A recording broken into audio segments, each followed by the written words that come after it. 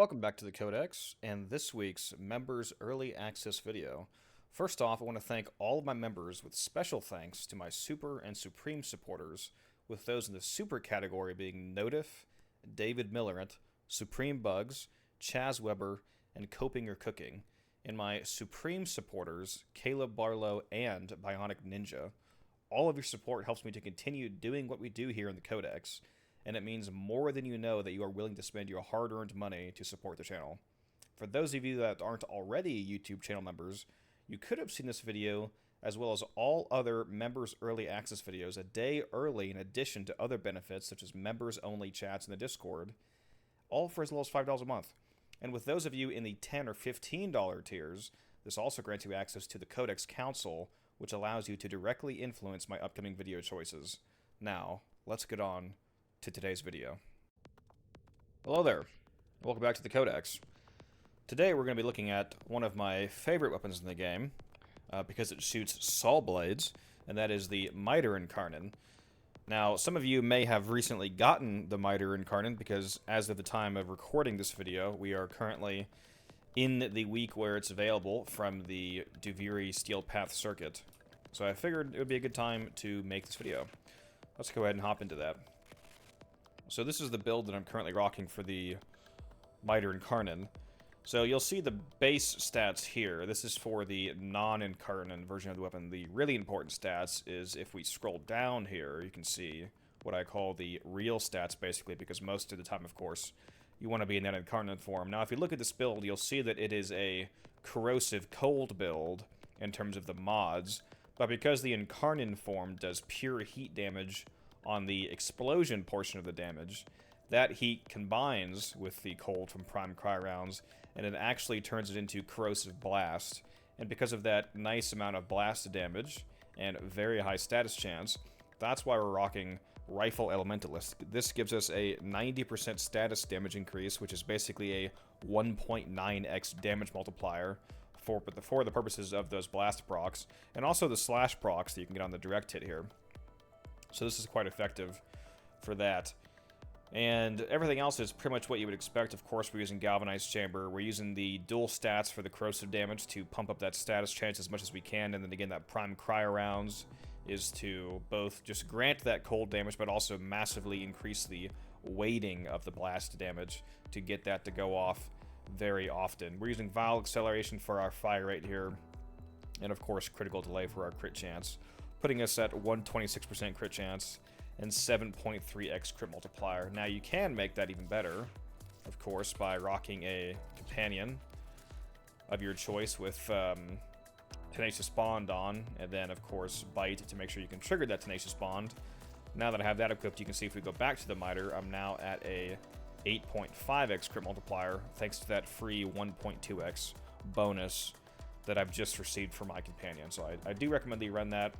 Now for the Exilus here, instead of the usual choice on rifles, which is Vigilante Supplies for that little crit chance buff, I actually like Terminal Velocity for the 60% projectile speed, because again, this does shoot Sawblades and they actually have flight time, they're not hit scan, so increasing that projectile speed makes it easier to hit the headshots that you need, for example, to charge up the Incarnate form. And we're just using the classic choice of Primary Merciless for the Arcane. It's an easy damage bonus to maintain. The reload speed is nice. Classic choice. Now for the evolution choices, for the first one here, the only one that I would recommend taking pretty much at all is the Swift Sawblades, which is increased base damage by plus 77.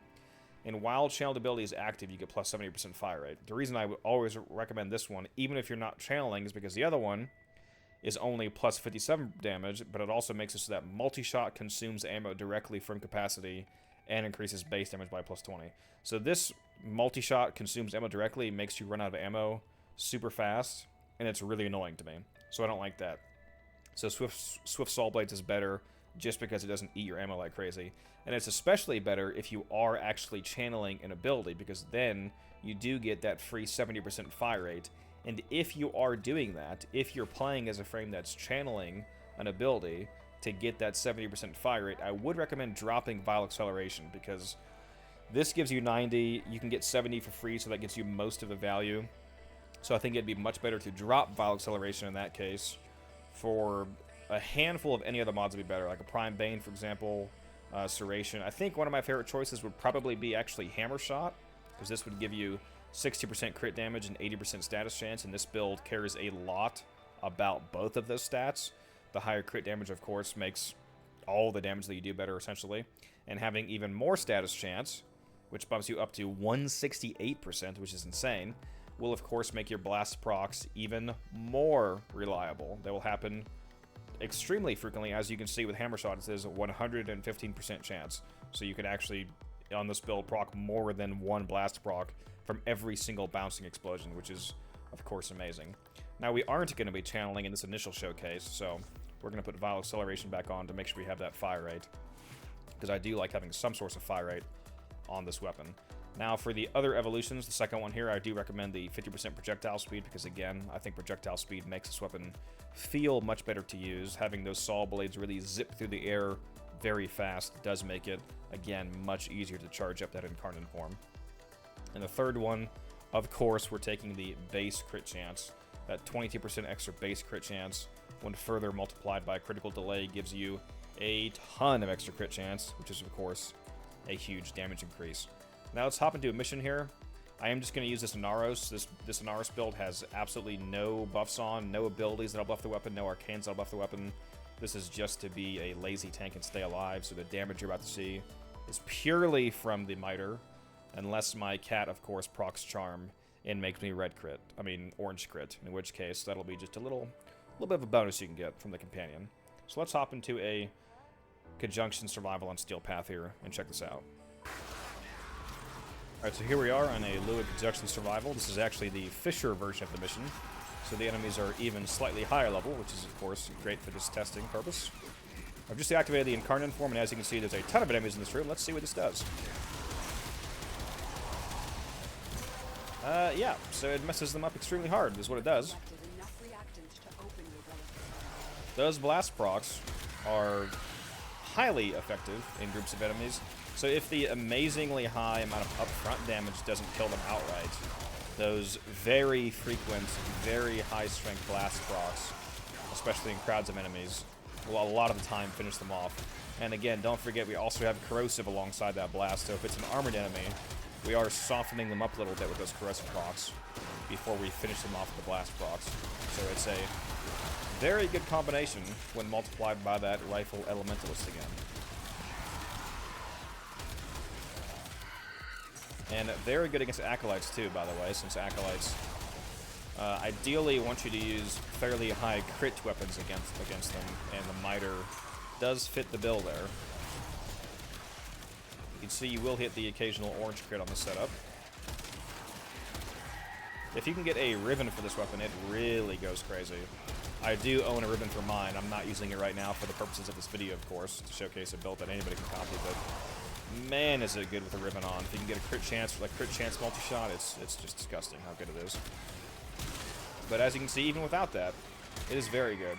And if you were to use a channeling frame, you know, a frame that can take benefit of that free 70% fire rate evolution, that would make this even better by being able to drop out that Vile Acceleration for a Hammer Shot. Get even more crit and even more blast procs. Yeah, extremely good weapon. You can see I'm barely focusing on the game here. I'm just kind of spraying ammo everywhere, and I'm easily getting over 100 KPM with this weapon.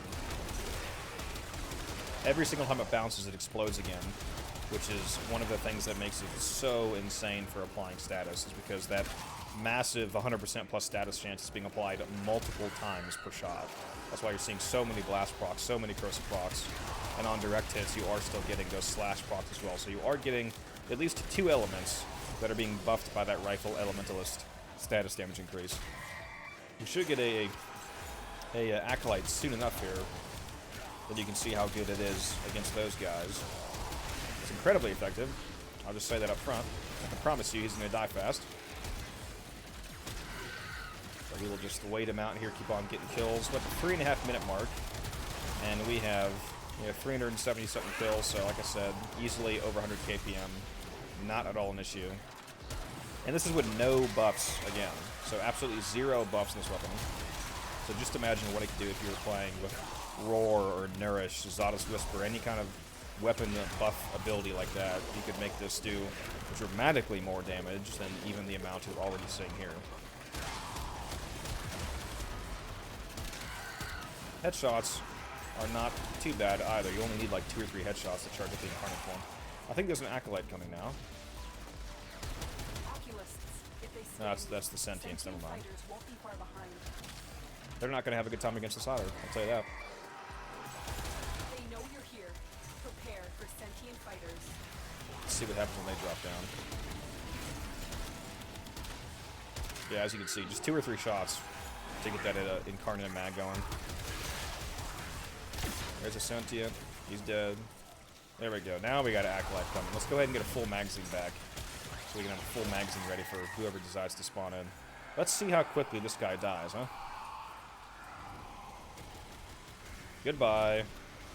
Yeah, so that's how effective it is against Acolytes. Like I said, a high crit chance, high crit damage, a decent fire rate, very good weapon platform for Acolyte killing.